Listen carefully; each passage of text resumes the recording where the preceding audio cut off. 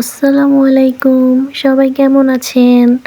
আজকে আমার মিনি কিচেনে একদম কঠিন একটা রেসিপি নিয়ে চলে এসেছি। এইটা আমি কখনো আগে রান্না করিনি, মানে বড় কিচেন বলেন, মানে লাইফে এটাই প্রথম, আর মিনি কিচেনেও এটাই প্রথম। তো বাজারে যে তাজা মাংস পেয়েছি বলেছিলাম না, সেই মাংস নিয়ে এসেছিলাম, সাথে একটা হালিম নিয়ে এসেছি। আজকে মিনি কিচেনে হালিম রান্না করব।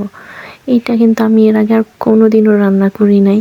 আল্লাহই জানে আজকে কেমন হবে। তো আম্মুকে জিজ্ঞেস করলাম যে কীভাবে রান্না করে, তো আম্মা বলে দিয়েছে যে আগে হালিমের মাংসটাকে মাখায় কষাই নিতে হবে। তো হালিমের সাথে তো মশলা আছে, কিন্তু তারপরও আবার একটু বাড়তি মশলা দিয়ে মাংসটাকে কষিয়ে নিব। তো এই যে আমার ছোট্ট মিনি রাইস কুকারটা দেখতে পাচ্ছেন, এখানে মাংসটা আগে কষিয়ে নিব। রাইস কুকার না, সরি, প্রেশার কুকার। তো আমার এই মিনি প্রেশার কুকারে দিয়ে দিচ্ছি, এখন গরম মশলা দিয়ে দিব। সব মশলাপাতি দিয়ে একদম মাখিয়ে একসাথে প্রেশার কুকারের ঢাকনাটা দিয়ে দিব, যাতে তাড়াতাড়ি হয়ে যায়। তো আমার খুব মায়া লাগতেছিল যে আমার ছোট্ট প্রেশার কুকারটা কালি হয়ে যাবে। তারপরে কি করা, যে দেখেন হালিম। তো এখন আমি হালিমটা বের করে নিচ্ছি। হালিমের সাথে তো মশলাও আছে, তো সেই মশলাটা নিয়ে নিব। একটাই হালিম এনেছি, বেশি আনিনি, দেখি কেমন হয়। এরপর ভালো হলে নেক্সট টাইম আরও রান্না করব। তো হালিমটা আমি একটু বাটিতে ঢেলে নিয়েছি। এইদিকে আমার মাংসটা প্রায় হয়ে এসেছে, যে সেদ্ধ হয়ে গেছে। এখন হালিমটাকে একটু গরম পানি দিয়ে ভিজিয়ে রাখতে হয় আধ ঘন্টার মতো।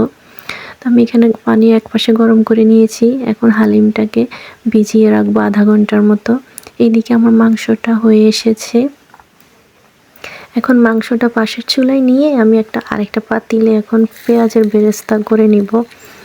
কিছু পেঁয়াজ বেরেস্তা উঠিয়ে রেখে দিব, কারণ এটা ডেকোরেশনের সময় লাগবে। আর বাকিটা দিয়ে এখন হালিমটা রান্না করে নিব। তো আমি অর্ধেক বেরেস্তা বাটিতে আলাদা করে রেখেছি।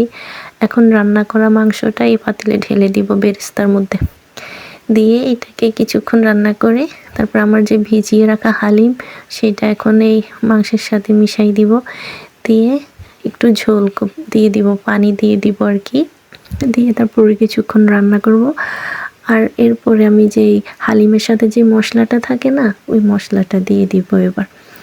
এই মশলাটা মানে এই টাইমেই দেয়, রান্নার মাঝামাঝি অবস্থায় দেয়।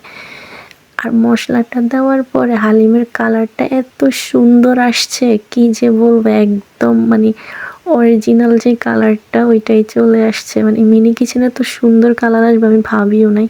এই যে আমার হালিম রান্না শেষ, এখন বাটিতে উঠাই নিচ্ছি। তো সবাই ভালো থাকবেন, আল্লাহ হাফেজ।